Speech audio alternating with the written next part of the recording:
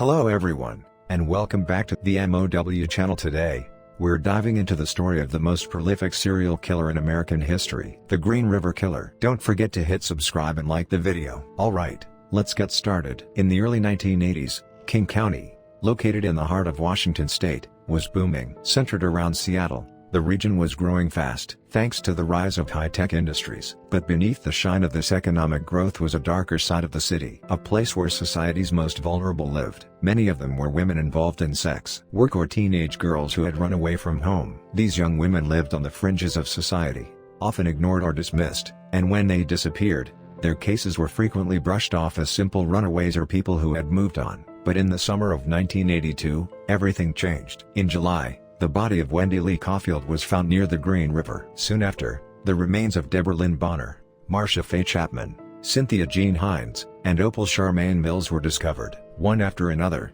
the bodies of young women began appearing, and the serene natural landscapes of Washington state became the backdrop for a terrifying mystery. All the victims had been strangled, and their bodies were often dumped in remote, wooded areas or isolated spots. Some were placed in specific positions, and in several cases, the killer returned later to further disturb the remains. This was far beyond simple murder. It revealed a disturbing, ritualistic pattern. The dump sites stretched across a wide area not only around the Green River, but also near the Seattle-Tacoma International Airport. And deep inside the brush of South King County, this suggested that the killer knew the region extremely well and had the freedom to move through it unnoticed, likely due to his job or lifestyle. Realizing they were dealing with a serial killer, the police formed a massive investigative team called the Green River Task Force, a sign of how serious and unprecedented the situation had become. Despite their efforts, the investigation stalled early on. Tracking the victims' movements was difficult, because many of them had weak social ties. The killer intentionally targeted women, whose disappearances wouldn't draw immediate attention. He even planted fake evidence like cigarette butts and trash to throw investigators off. In some cases, remains were moved across state lines into Oregon, showing just how calculated and manipulative he was. Detectives analyzed tiny clues, followed thousands of leads, and searched King County from end to end. But every time the investigation got close, the crucial evidence slipped away like sand through their fingers. The media eventually gave the unknown murderer a name, the Green River Killer, and that name soon became synonymous with fear for everyone living in King County. Between 1982 and 1984, just 2 years, the number of missing and murdered women skyrocketed. New missing person reports came in almost weekly. Every time another body was found, panic spread through the community. Families warned their daughters to be careful, schools urged caution, and women working on the streets lived in constant fear, wondering if they'd be next. The task force worked with outside experts, including the FBI, to build a psychological profile. They strengthened patrols, conducted endless interviews,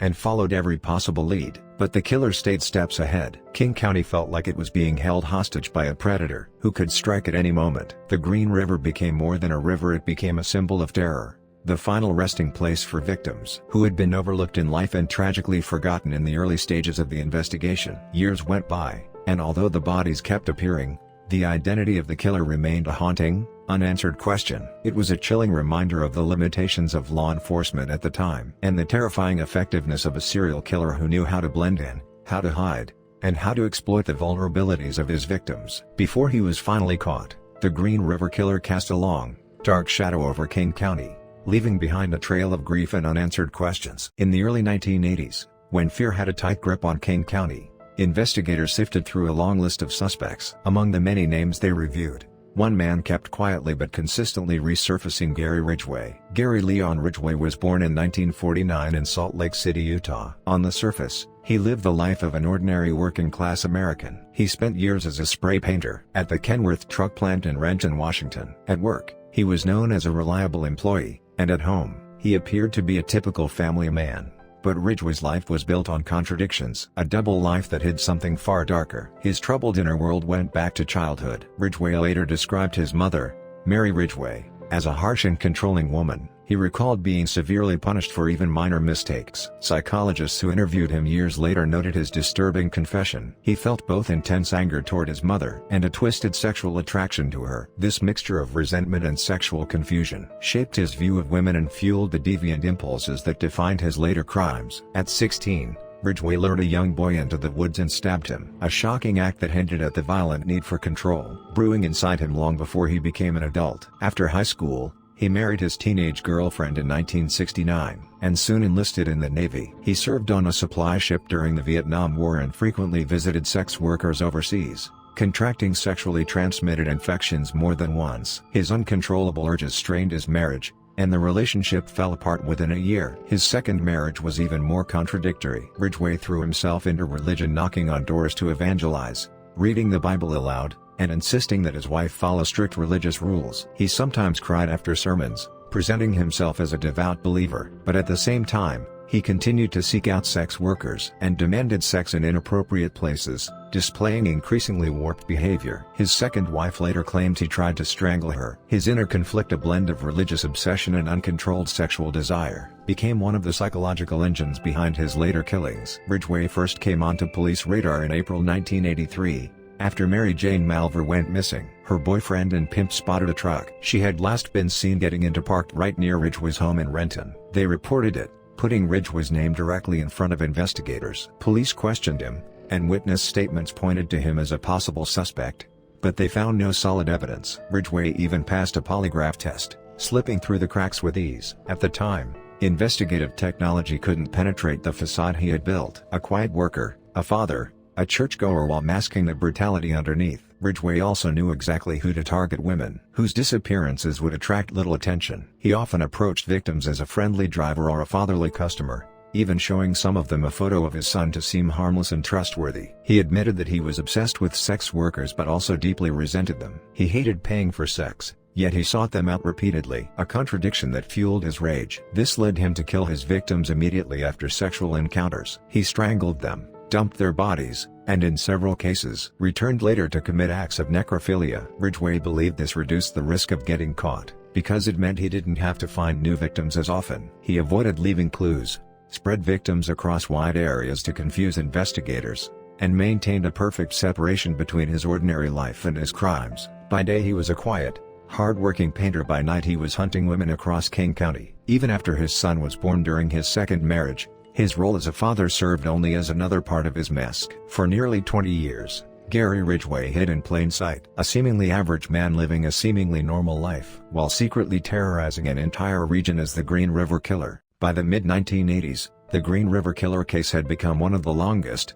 most baffling unsolved investigations in Washington state history. Between 1982 and 1984, when the murders were happening at their peak, detectives interviewed countless suspects and followed every lead they could find, but nothing led to a breakthrough. Even prime suspects like Gary Ridgway managed to slip through their fingers by passing lie detector tests and offering what looked like consistent alibis. Investigators found themselves trapped in the elaborate maze the killer had built, trying to make sense of tiny, misleading clues. His habit of scattering trash near dump sites or moving remains across state lines only added confusion and wasted precious time. As the case dragged on, the Green River Task Force began taking unusual measures out of sheer desperation. One of the boldest moves was turning to an already notorious serial killer, Ted Bundy, for advice. Detectives Dave Reichert and Robert Keppel visited Bundy in prison, hoping his perspective as a predator would help them understand the mind of the Green River Killer. Bundy told them the killer would likely return to his victims' remains to commit acts of necrophilia, and suggested the police conduct stakeouts at dump sites. His insights turned out to be eerily accurate,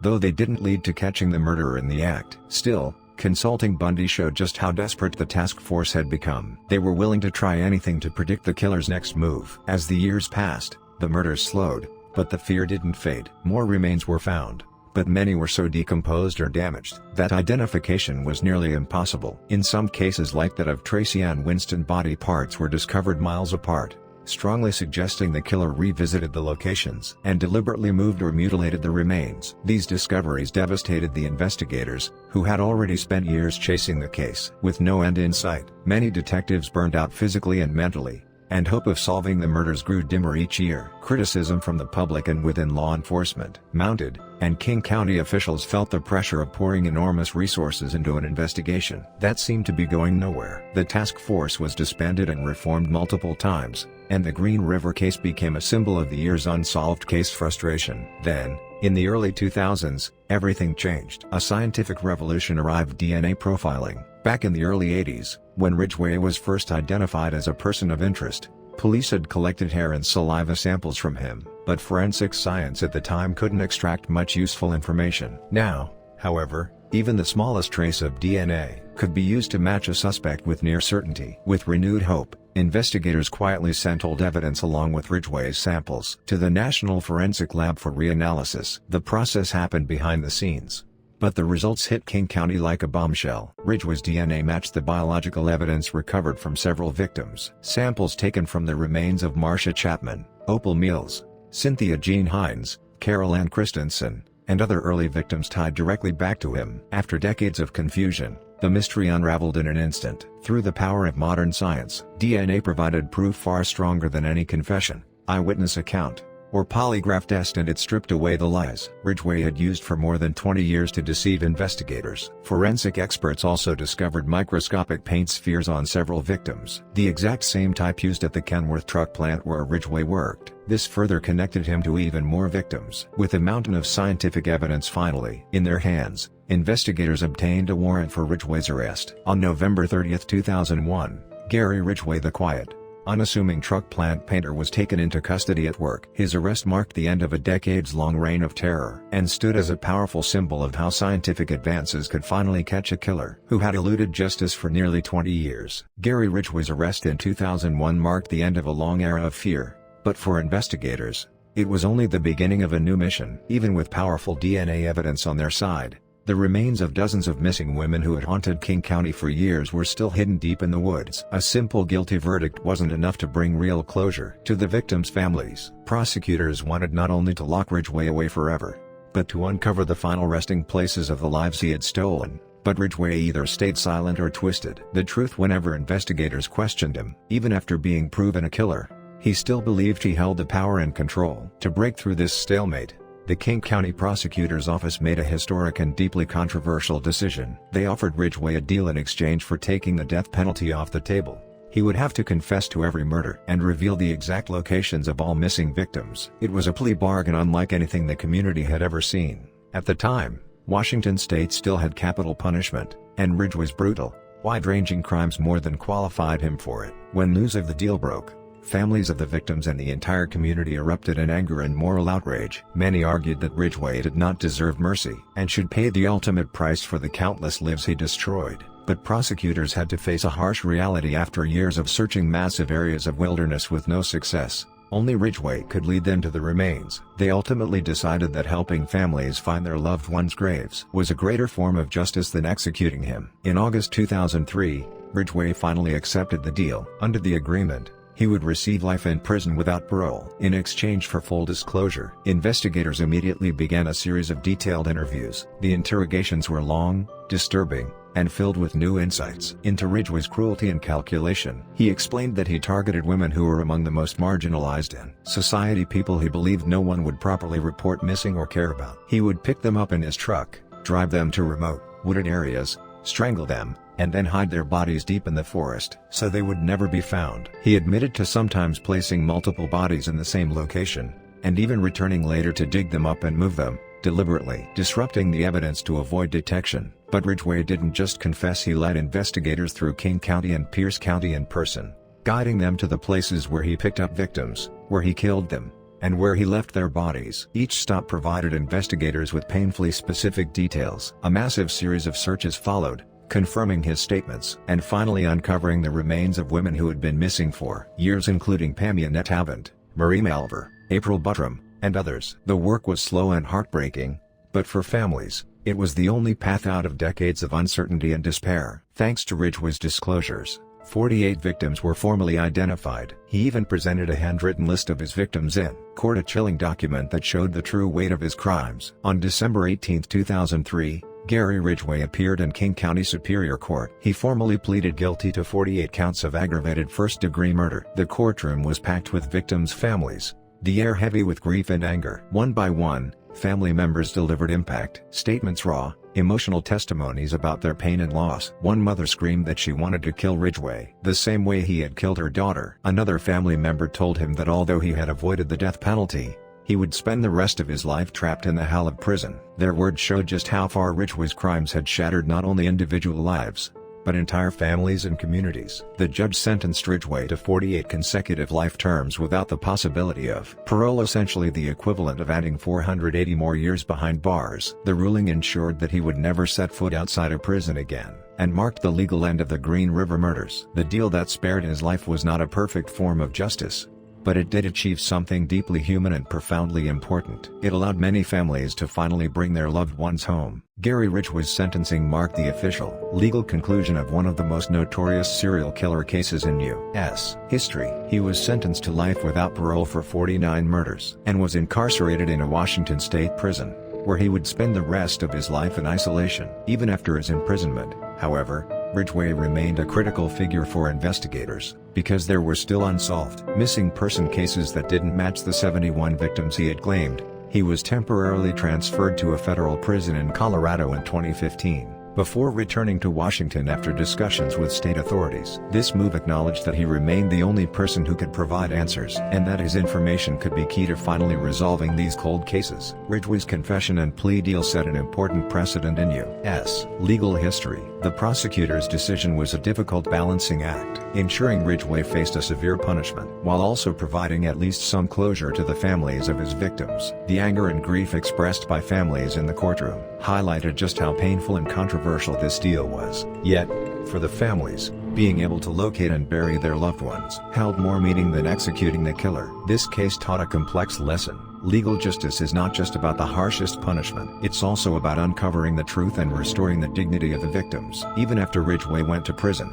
forensic investigations into the Green River Killer case didn't stop. Advances in forensic science continued at an astonishing pace, uncovering new truths. DNA could now be extracted and analyzed from tiny or badly degraded samples that had been impossible to examine decades earlier. Thanks to this ongoing scientific effort, the remains of Rebecca Marrero were officially identified as Ridgway's 49th victim in 2010, and more previously unidentified remains were later matched to him through minute DNA evidence. In 2023, the remains of Lori Ann Riespotnik were confirmed, and in 2024, those of Tammy Charlene Riles were also added to his list of victims. These discoveries confirm that Ridgway's confessions were partially accurate, while also highlighting that the full extent of his crimes remains, to some degree, unknown. The Green River Killer case stands as one of the darkest examples of the consequences of society's neglect toward vulnerable populations. Most of Ridgway's victims were sex workers, and their disappearances and deaths often went unnoticed by the broader public. The case exposed not only the brutality of a single serial killer, but also structural failures within society. Had these women's disappearances been treated with the same urgency as other cases from the start, countless lives might have been saved. The case's conclusion serves as a reminder to honor the lives of the victims, acknowledge the injustice they suffered, and recommit to protecting society's most vulnerable. Today, King County works to honor and remember the victims of the Green River Killer. Their names are engraved in public spaces, and memorial parks have been established to ensure that these individuals are remembered, not as statistics but as cherished human beings. The Green River Killer case remains a historic lesson in how one person's actions can devastate countless lives, and how law enforcement, combined with scientific progress, can finally bring light to decades of darkness. Ridgway ages behind bars, and the horrors of his crimes will never be erased. Yet, following his arrest and trial, King County is no longer ruled by fear, and the victims' names endure as symbols of justice and remembrance. The resolution of this long and dark chapter stands as a testament to the legal system, scientific advancement, and the unwavering dedication of the many people committed to uncovering the truth. That's all for today's story. Don't forget to subscribe, like, and turn on notifications. We'll be back tomorrow with a new case and more mysteries. Thank you for watching.